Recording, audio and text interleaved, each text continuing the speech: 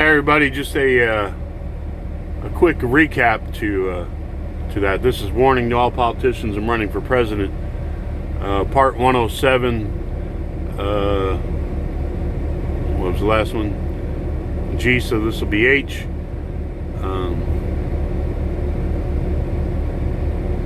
Just a quick little recap. If you look at their track record, Hillary and others, of them using mobs to do their dirty work in the Middle East, of inciting insurrection against standing governments. Like I said before, in a lot of these, were they testing it there? Were they testing it out there? You look at that over there, and the way she acted when, you look at that video of the way she acted when Muammar Gaddafi was murdered. You look at that and other things they did, groups they funded and armed over there and stuff. You look at that, and look what's going on here. There isn't too much difference. There is really not too much difference. And I believe her and people like her and Biden and those, certainly the more extreme, maybe Kamala Harris is being dragged into that, would have no problem having hit squads. And you see that every single, where there is socialism and stuff going on, you see, and dictatorships, you see that in every single one of those countries where they screw with the political process, get rid of the police, and become this dictatorship and use mobs to go after people who oppose them. Every single socialist dictatorship there is, you can look at that and see that. You can see what they did in the Middle East. You can see what they're doing here.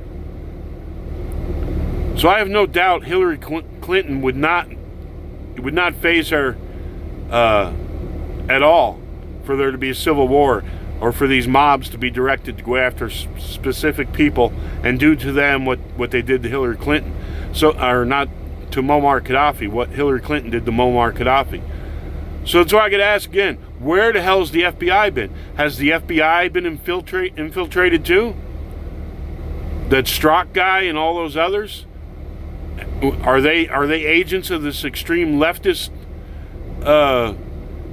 loyalty to Hillary Clinton and others? The evidence would seem to point to the fact that that's the way it is. So, I'm asking again, am I being too much of a conspiracy theorist? I don't know. And a lot of this stuff goes on, general, population isn't concerning itself with too much. As far as, digging up videos and stuff from the past and, connecting the dots and stuff like that. I mean, everyone's too concerned. Is football coming back? Is the NBA season going to come? And they're going to, when's the movies opening again? When's the new video game coming? They're more concerned with that general kind of stuff than they are. What that one author say about our memories here in America are short-lived, and that's not like long-term. I'm not talking generational. I'm talking within the same couple of years. If you remember right, the left was not the politicians, because they voted for the war. Like Biden voted for to go into Iraq and get us involved in all that and everything. But the more leftist part of the population demonstrated against the war in Iraq. Around the world, they demonstrated against the war in Iraq.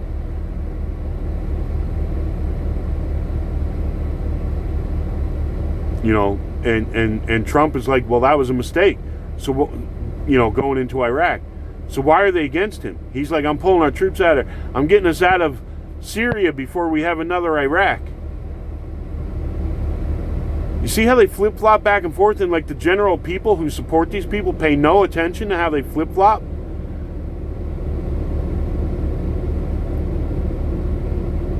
You know, people are against the war if the Republicans are doing the bombing and stuff, but if it's the Democrats, like Obama bombed the shit out of a lot of people, if it's them doing it, and he did it illegally too because he didn't get authorization from Congress to do anything in Libya, and he went ahead and did it anyway. So,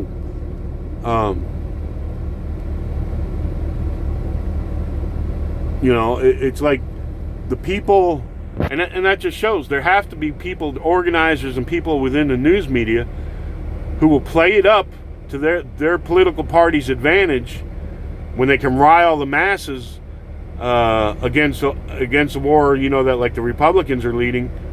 They can rile them there, but when it's their guy, they're not going to rile them. They're not going to rile them. They're not even going to bring it up. They're not going to call up, you know, these organizers and say, hey, you need to get people out in the streets, etc. like that. They'll wait until they can use it for political purposes when the other guy's in office, and that's when they'll rile them up and they'll be against the war. And that shows how fickle the population is here. That you can be driven that way and not be independent. Not be independent, not have independent thought. That's why I'm registered independent.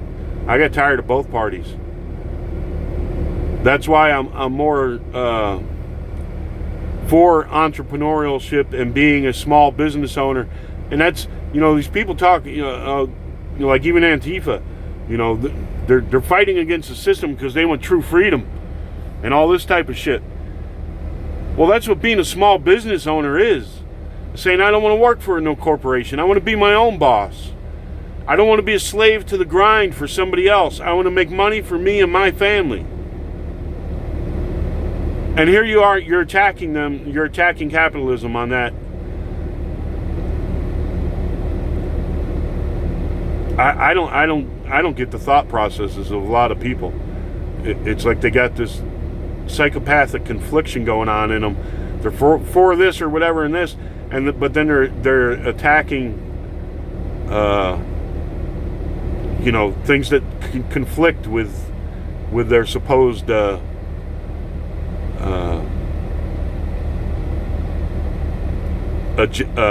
agenda or their moral standings. It's like just they have no grounding in anything, in belief or anything. They just go with the flow. Wherever the puppet masters push them, they go.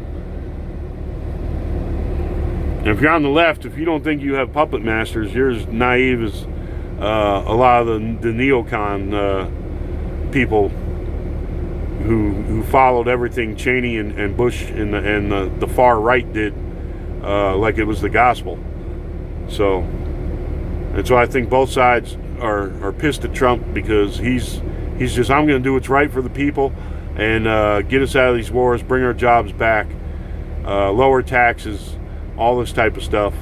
And he's